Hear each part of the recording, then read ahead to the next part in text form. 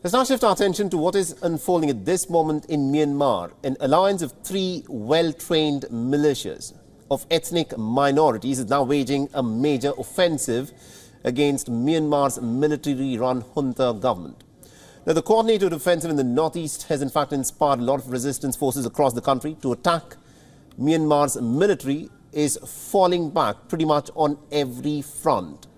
The Myanmar's junta chief has called on ethnic armed groups battling the military across the country to find a political solution. And this is, of course, a big development.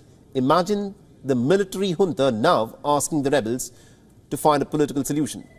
Now, the army has said that it is regrouping and it will try and regain the initiative.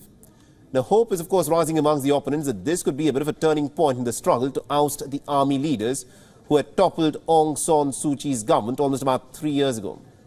The military that is known as the Tatmadaw remains far bigger and better trained than the resistance forces and has got armor, air power and even naval assets. But the troops on the ground are surrendering and defecting.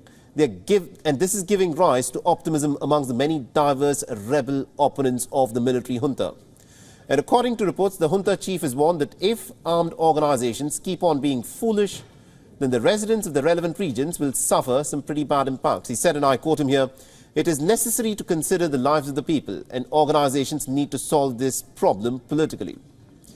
Myanmar has more than a dozen ethnic minority armed groups. Many of them hold territory in the country's border regions and have battled the military since independence from Britain in 1948.